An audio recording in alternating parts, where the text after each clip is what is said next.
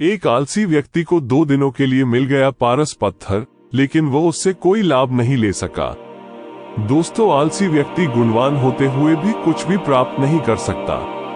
आलस्य एक ऐसी बुरी आदत है जिसकी वजह से अच्छे अवसर भी हाथ से निकल जाते हैं। इस बुराई को जल्दी से जल्दी छोड़ देने में ही भलाई होती है।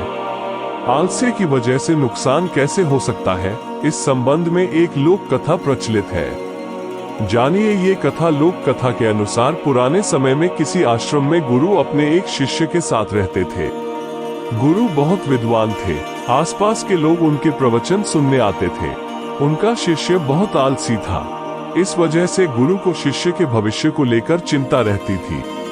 शिष्य की शिक्षा पूरी होने वाली थी, लेकिन वो अभी तक समय का मूल्य नहीं समझ सका था। वो किसी भी काम को टालते रहता था। गुरु ने सोचा कि शिष्य को समय का महत्व नहीं समझाया तो इसका जीवन बर्बाद हो सकता है।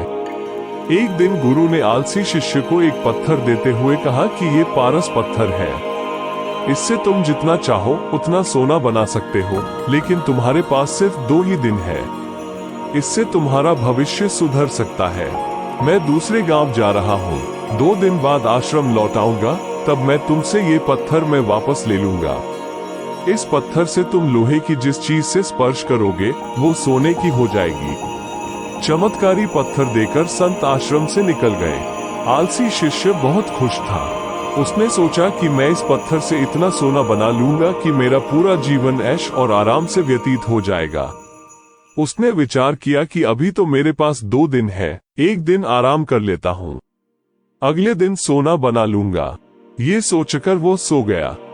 पूरा दिन और पूरी रात सोने के बाद जब वो उठा तो उसने योजना बनाई कि आज बहुत सारा लोहा लेकर आना है और उसे सोना बनाना है। आश्रम से बाहर जाने से पहले वो खाना खाने बैठ गया। पेट भर खाना खाया तो उसे नींद आने लगी। अब वो सोचने लगा कि कुछ देर सो लेता हूँ, सोना बनाने का काम तो छोटा है, शाम को कर लूंगा। लेटते ही उसे नींद आ गई। वो गहरी नींद में था। उसे मालूम भी चला और सूर्यास्त हो गया। दिन खत्म होते ही गुरु आश्रम में लौट आए। गुरु ने शिष्य से वो पत्थर वापस ले लिया। अब शिष्य को इस बात एहसास हो गया कि आलस्य की वजह से उसने सुनहरा अवसर खो दिया है। शिष्य ने गुरु के सामने संकल्प लिया कि अब से वो कभी भी समय को बर्बाद नहीं करेगा और आलस्य को त्याग देगा। इसके बाद शिष्य का जीवन बदल चुका था। वो मेहनत करने लगा था और जल्दी ही उसने अपनी मेहनत से धन कमाना भी शुरू कर दिया। आपको ये कहानी कैसी लगी, कृपया अपने विचार कमेंट बॉक्स में लिखें। कृपया चैनल को सब्सक्राइब कर हमारा उत्साह बढ़ाएं। वीडियो देखने के लिए आपका धन्यवाद।